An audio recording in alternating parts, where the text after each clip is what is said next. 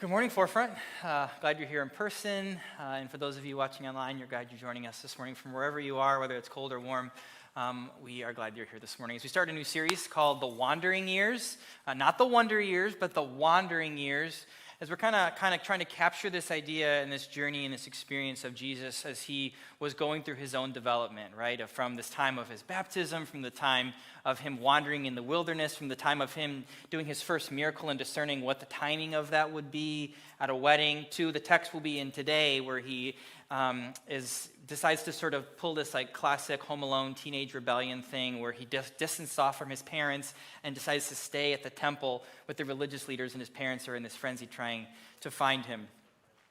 I have spent an overwhelming amount of time, I served an overwhelming white congregation as a youth director some time back. I did that from 2008 to 2010. It was at First Baptist Church. And in this particular congregation, there was an experience that happened one Sunday that really jarred me, and it's always stuck with me. There was a black family that walked in the doors of the church, and they stood out, and there was a white greeter who went up to them and introduced herself, began to have conversation, and I could hear kind of the ins and outs of what they were saying, but the last thing that I heard this greeter ask was, "Are you looking for Second Baptist Church?" I kind of clenched my pearls and pressed my ear in a little further to hear what they might say. They said, "No, we're looking for First Baptist Church." And without even taking another breath, they walked in the sanctuary and took a seat. You see, you may not know this, but Second Baptist Church in Elgin, Illinois, was founded in 1864 by 110 folks who were formerly enslaved peoples from a plantation in Alabama. And it was deeply rooted in the culture of this town that folks who were white went to First Baptist, folks who were black went to Second Baptist. This is a suburb of Chicago. But this was deeply ingrained in the thought enough, literally 146 years later after that church had been founded, that a white greeter at a primarily white Baptist church would say to a black family visiting, basically, "Do you belong here? Is this really the place that you're looking to come today? Because you don't really fit in here." Looking back now on my own journey, I've contextualized that and made sense of why that upset me so much more. I didn't really understand what it meant to be an anti-racist church at that time in my journey. I didn't really understand what it meant to embrace the diversity of expressions of worship and Christian traditions. I really just kind of had one way in view of seeing things. I knew that wasn't really a nice thing to say to that person, but I also kind of thought, well, maybe they were just trying to be helpful. Not helpful. I'm sorry, not helpful. I look now back at that experience, and I wonder if this greeter would have turned away a bronze-skinned Galilean Jesus if he also had darkened the door of First Baptist Church. And perhaps, maybe it would have been better for Jesus to take his journey to Second Baptist Church than to sit in a church where he would have been looked at with some side eye and wondered if he was in the right place because of the bronze skin gleaning from him. Today in our text, as we take this journey of what it looks like to belong, we see this story of Jesus and taking a journey as a 12-year-old with his family to the temple for the very first time. This would have been Jesus' first journey to the temple. At 12 years old, he would have been able to enter for the very first time because you're not considered an adult until you're 12 years old in the Jewish culture. So at 12, he would have been able to finally be in this temple that he had seen other people experience and go to and enjoy. Now he, as a man, gets to enter. Though once he visits and the partying is over and he leaves, his parents leave, and they leave in a large group, a family gathering. This isn't like, they're not like irresponsible parents or something. They would have left in a large family gathering. The kids likely would have been all hanging together, and then the adults would have been together. And after some time, they realize that they've parted ways, and somehow Jesus isn't with them, and Jesus is actually at the temple. And they later go and they find Jesus. And they ask him why he did this, and why he's there, and why he's at the temple, and why he didn't journey with them. And he basically acts like, seriously? You're wondering why I'm in the temple? Did you forget my purpose in life? Did you forget my reason that I'm here? Did you forget all of these things? This is where I belong, in my Father's house. That's how Jesus describes it, as Angel alluded to earlier, the value of a father. I wonder often how Jesus might have felt knowing that Joseph wasn't his actual father. I wonder what the idea of a father in heaven would have meant for Jesus. When I think about it for me, I think about not having much of a father figure in my life and how much that meant to me. I just said to Austin the other day, there was a real sentimental scene on the TV for a show we were watching where this daughter was really bonding with her father. And I said, I've never known what that's like. I wonder what that would be like, to be able to lay your head on your dad's shoulder and him read a book to you.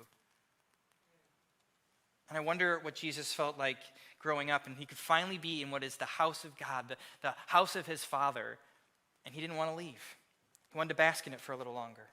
I imagine many of us at Forefront, we can identify with the feeling of walking into a new church, maybe being approached by a greeter, or maybe being in a church our whole life and then at some point realizing maybe we don't belong here. Whether that's because of a revelation that we realized on our own or was because somebody else made it explicitly clear to us. Maybe it's because of your age. Maybe you got to a certain age where you thought, man, I look around the room and I don't see any white-haired people or no-haired people. I don't see anybody with salt and pepper. And do I belong here? And maybe somebody made you feel like you don't belong here because you don't know a particular song or a particular reference because of your age. Or maybe you look really young and you walk into a space and you think, I wonder if my children will ever have a place here. I wonder if my children will ever be made to feel like they're welcomed, or maybe the noise and the rattling they're making in the seats is annoying people and they want us to just leave. Maybe you know what that's like. Maybe you've been into a church where you also were discriminated against because of the color of your skin or because your ability. Maybe you have been questioned because of your sexual or gender identity. Maybe you questioned your place in the community when you realized that you were being looked over and time again because of your gender. You weren't given places of authority in the church. Maybe because you got a divorce or you cohabitated, or maybe because you had sex before marriage, clutching my pearls again. So all of a sudden, you were told, you don't belong here in this place. I really should have worn my pearls today. I believe this passage this morning where Jesus goes into the temple and his presence there is sort of questioned by his parents is a reminder to us that Jesus knows also well what it's like to be questioned of his presence in a place where maybe people think he doesn't belong. And it's interesting if you read this story as we will today, and there comes a point in the story when Jesus, his parents find him, and it says that the religious leaders were amazed by him. They were quite impressed by what his parents had done with this young man. But it's fascinating for me to think about how quickly that changed when this little boy turned into a real grown man in his 30s and started resisting and not just asking questions for the religious leaders, but giving them new answers. Answers they didn't like. And it was then that all of a sudden they weren't so amazed and surprised by Jesus. I think when I think of that Jesus at 12 years old and the Jesus at 30 and the Jesus at 33 who then goes to be crucified and definitely not welcomed in the temple any longer, I think about this 12-year-old boy in a church who was loved and adored, and at 13 years old given a key to the church so that I could come anytime I wanted and work on things and volunteer and set up chairs on Saturday night before church started the next morning. And people just loved and welcomed me. And anytime anybody wondered where I was, my mom would just say, he's probably at church. I mean, I was at church so much that when it came time to ground me, my mom had nothing to take from me. You're not going to youth group. I'm like, Mom, like honestly, over there, is that real? Over there, yes. Mom, like honestly, I don't understand this isn't computing. Like all my other friends in youth group, they get grounded from like not going to other things, and then they have to go to youth group as their punishment. How does this make sense? She's like, well, they're not at church all the time. They don't have a key to church. See, I belonged there. I fit in there. That was where everything made sense to me. But when that boy turned from 12 into 18 and then 25, and that boy decided he didn't like the answers to the questions that the religious leaders were asking about his sexuality, my sexuality. And when I begin to say, you know what, actually, I think that I still belong here even though I am an openly gay man. And they said, oh, no, crucify him. And all of a sudden, I didn't belong in the temple anymore. I know that I am not alone in this church. This is a church full of a lot of spiritual refugees, people who've come from different places that were told you do not belong here anymore, people who made churches that were no longer safe for them, and they had to leave the institutional temple. You know, Luke is the only gospel that we have that actually tells us any stories about Jesus' life as a child. And I think Jesus as a kid is a fascinating thing to know more about. Um, in the Apocrypha, there's a book called the Gospel of Thomas. Apocrypha is a collection of books that did not make it into our scriptures, but are historical texts that they debated during councils and creeds to be able to decide what books were going to make it in. And so the Apocrypha is the books that didn't make the cut. They're the books that only had one season on Netflix, didn't come back for a number 2. And so the text, it's interesting in the Gospel of Thomas. He gives us several different stories, and we don't know if they're just apocryphal legend or if they're real true about Jesus, but it's kind of interesting. He talks about stories from Jesus' childhood from age 5 to 12, about his early education, about how he began to discover that he had all these gifts and these abilities that were different than other kids, and he had to learn how to use those gifts and abilities for good as a child. Kind of sounds like a lot of Disney movies. And he tells several different stories that Jesus does. One is he stretches a beam of wood to help his dad when he's doing a construction project. I bet Joseph was all for that. I wonder, there's another story where Jesus is forming a bunch of clay birds, and then all of a sudden he throws them up in the air and they turn into real live birds.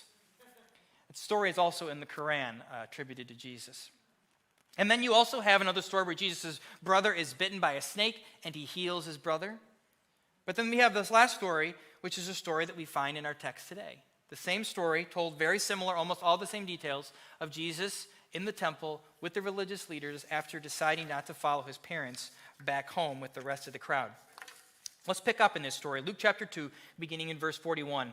Every year, Jesus' parents went to Jerusalem for the Passover festival. When Jesus was 12 years old, they attended the festival as usual. This was, like I said earlier, normal Jewish custom. You would go to the temple at Passover time. However, what made this time exceptional is that Jesus was 12. So this time, Jesus actually got to go into the temple as a male. Let me show you a picture here of what the temple structure would have looked like. So this is what the temple was. You notice over here it says the court of women? It's named after the court of women, not because that's where women are belong. It's because that's where women aren't allowed to go. So you would walk into the temple from the very front over here on this side, and outside in the front would have been Solomon's porch, which is where Gentiles could hang out. They could hang out on the steps of the temple. Couldn't go in.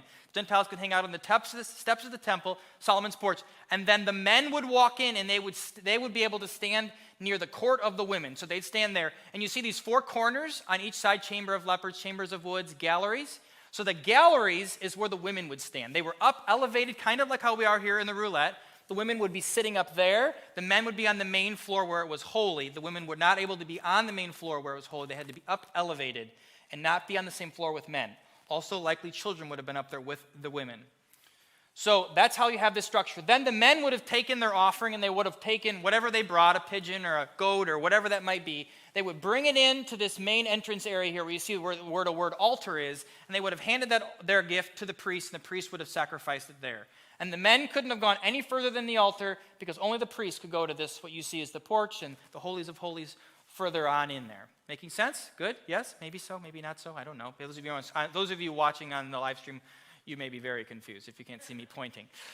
Nonetheless, this picture speaks for itself. The point that I want to make is this. Mary, the one who literally held the holiest of holies inside of her, Mary, the one who held the temple of God, she couldn't even go into the temple. Couldn't even go into the temple.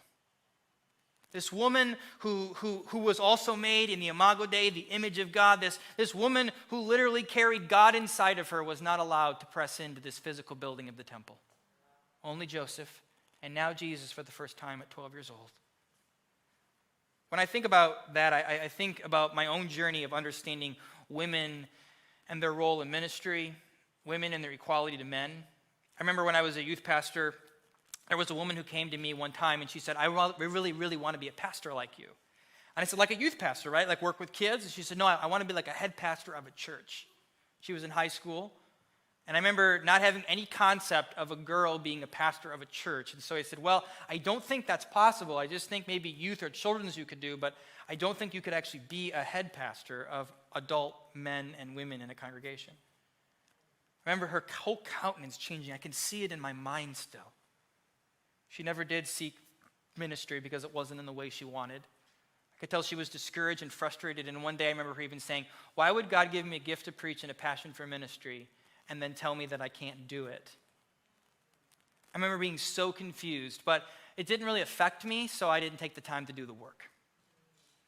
I just thought, she'll figure out where she belongs in all of this. I look back at that time now, and I'm so grateful for the journey that I've taken to be able to begin to see the way in which women have played such an incredible role in the life of the church over history, and the way in which women have been continually overlooked and downplayed and underseen. The first time I really realized that was when I was pastoring a church in Kentucky, and we were in need of some elders to be on the elder board. All the elders were in their late 80s, early 90s. And they looked around the sanctuary, and they were like, well, most of the men in the room are divorced. I don't think we can have them as elders. And I said, well, but all the women in the church are the ones that are leading the ministries. Why can't we have the women? Well, women can't be elders. And that's what I began to realize. You tell me they can do all the work, but they can't have the title? They can't make the decisions? That doesn't make any sense to me. It was as if they were able to maintain the holies of holies, but they couldn't go in it. It was as if they could carry the very image of God in their being, but that wasn't good enough. They had to stay on the front porch right on the outside. I think about all of the women in my life, and probably you could think about women in your life, who poured their lives and their hearts and their souls into people, into other men, into little boys who grew into men. And those little men were able to go and to be and to do things in the world that woman who poured into them would never get to experience. What an injustice. And I am grateful for all the ways that Christ and the early church leaders resisted this and continue to resist this today. But guess what? All of these years later, 2,000 years later, we are still fighting for women to have their place at the table and to belong. The fight continues. Let us usher in a new existence for women in the next 500 years of the church. Verse 43 says, after the celebration was all over, they started home to Nazareth. But Jesus stayed behind in Jerusalem. His parents didn't miss him at first. They were like, this kid's obnoxious. You know, he thinks he knows everything, like he thinks he's God or something. And because they assumed he was among the other travelers, but when he didn't show up that evening, they started looking for him amongst their friends and relatives. When they couldn't find him, they went back to Jerusalem to search for him there. 3 days later, they finally discovered him in the temple, sitting among the religious leaders, listening to them and asking questions. It's interesting, Jesus' posture here. As a 12-year-old sitting amongst the religious leaders, he's listening and asking questions. He's not giving all the answers. He's not acting like a know-it-all like most 12-year-olds. That's not what he's doing. He's listening. And I bet that alone impressed them. It's interesting to think about at 12 years old when a child would have their bar mitzvah, this would also be the age when Pharisees and Sadducees would begin to handpick who their predecessors would be. Because at 12 years old, Pharisees and Sadducees would begin to have an intern or a prodigy that they would pour all their wisdom and everything that they knew about the Torah into and everything about Jewish history so that when they died, all that was in their mind and their heart would be passed down to their next prodigy and who would be raised up as a religious leader. Jesus grew up in a family of carpenters. Jesus was never going to be chosen as a prodigy at his 12-year-old bar mitzvah. And so Jesus, knowing all of this, he doesn't wait to be sought out. He goes and he seeks it out. He goes to the center of knowledge and wisdom and faith at the time, and he sits at their feet to grow and to learn and to know. Perhaps to teach them even with his questions. He did that all through his ministry. Jesus often taught more lessons through questions than he ever did through answers. Through story that made people think. I think we live in a world where we want post-enlightenment, everything answers and clarity, and everything's black and white. And I think so often it creates greater division. Instead of living into the nuance, living into the story and the questions and the unknown and the mystery. Verse 48, the story continues. His parents didn't know what to think when he said this to them. Son, his mother said to him, why have you done this to us? Your father and I have been frantic and searching everywhere. Can you just hear it now? Can you just hear Mary? I mean, as I stand there and I think about Mary and I think about Joseph, sometimes we put them on this pedestal and we think they're probably somehow holier than thou, and that they've made no mistakes and they were somehow the perfect parents. But reality is they're probably like every other parent. My kid is missing. We have been entrusted with God in the flesh and we lost him. We are in deep trouble with Jehovah. Like, this is not going to go over well. And so they're frantic and they find him. But more than that, let's think about the humanity of these parents, right? Reality is this. Their son is getting older. Their son is developing his own independence, his own personality. And in Jewish culture, 12-year-old would have been equivalent to 18 years old in our culture. He wants to make his own decisions. He wants to do his own thing. He wants to be his own person. And all of a sudden, you see the resistance between the parent and the child. Why are you doing this? You're our baby.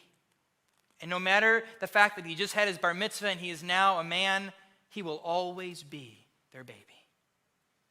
Mary, did you know that your baby boy would one day walk on water? Mary, did you know? Some of you are triggered because you hate that song. But I kind of love it because when I think about Mary did not know all the things he would do, but she knew he would be great. She knew that the angel appeared and said that he would usher in a new generation, a new thing, a new love, a new extension of faith. She knew something great would happen, but she didn't know how difficult that would be. She didn't know all that that would require of her or her son. She was never told that that would also lead to his death. And this is the first moment that all of a sudden she feels like he's breaking off from her. And she just might lose her son. That all of a sudden he's no longer a baby boy, but he's going to be the one that challenges the Roman Empire and the religious leaders and turns it all upside down. And Mary is scared. As a parent, she is just scared. She doesn't know what to do with this new son's journey. And so in verse 49, Jesus' response and Mary and Joseph's response to all of this, Jesus says, "But why did you need to search?" he asked her. "Didn't you know that I must be in my Father's house?" Verse 50, but they didn't understand what he meant. Because Mary just didn't know all that would lie ahead. She didn't know that this little boy, this little baby boy that was with her and amidst her presence was so much more than she could ever ask, think, believe, or imagine. He was about to blow her mind on this journey ahead. He was now a man. When I was a kid, I really struggled. I struggled to find my place in the world. I wasn't good at sports and I wasn't good at the arts. And my mom wasn't quite sure how I was going to turn out when I shared with her that I was gay. She knew that she loved me and she knew that that would make life a little harder. It was a hard and long journey.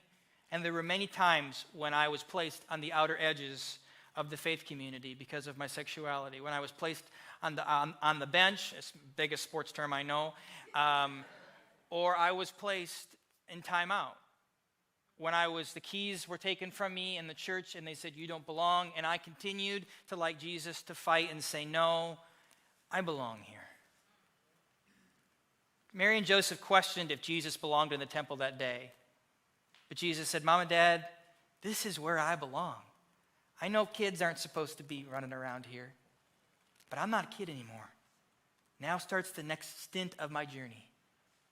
And there were times when that all changed, and Mary and Joseph knew what was ahead, and they believed Jesus' place was right in the temple, but the religious leaders didn't agree anymore. And I wonder if that put Mary and Joseph at odds with the temple. I wonder if they were ever kicked out. After Jesus died, I wondered if Mary was never allowed to step foot in the church or in the temple again. She was only allowed so far before. I wonder if she was allowed in the synagogues. I wonder what her life and journey ahead would look like.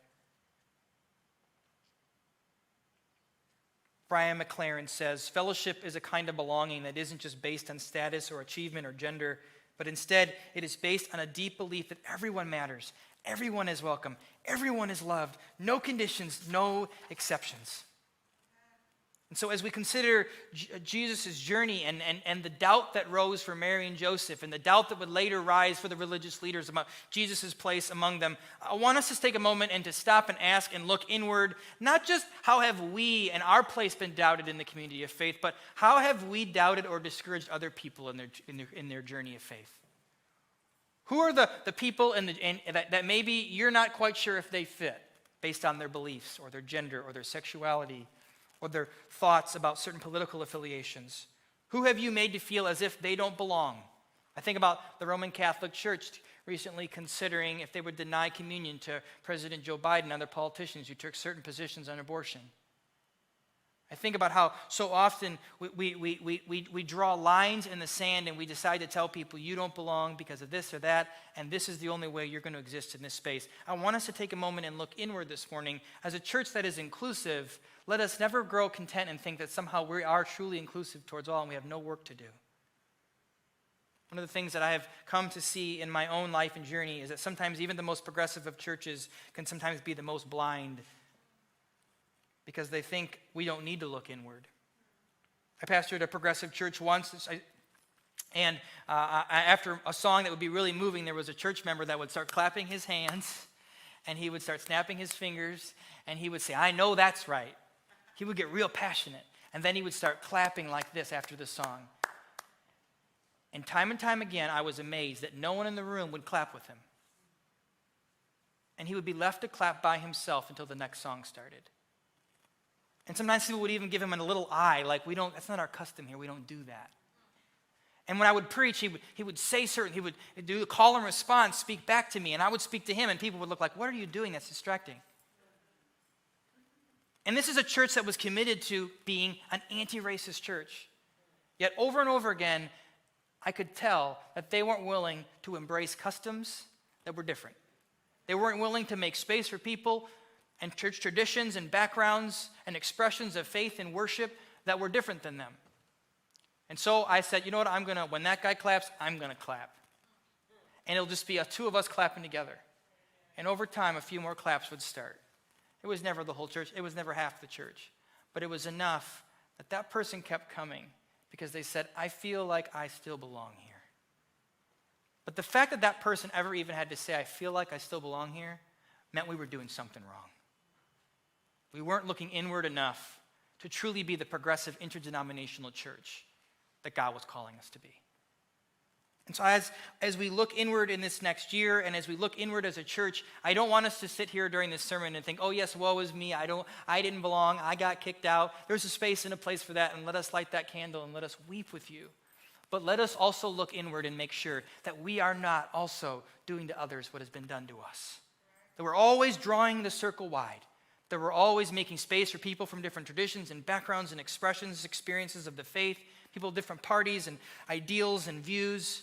Because I think if we do that, we will truly tear down the walls of the temple, and we will truly be the temple of God in our world. We will truly welcome people with arms wide open. All will know that they belong here. Church, will you take that journey this morning? Will you take that journey to continue to be the people that expand the walls of our church, that make sure that all feel that they belong here, that no one ever has a doubt? Let us look inward this morning. Let us consider the ways in which Jesus calls us to make space for all to come into his Father and Mother's house. Amen?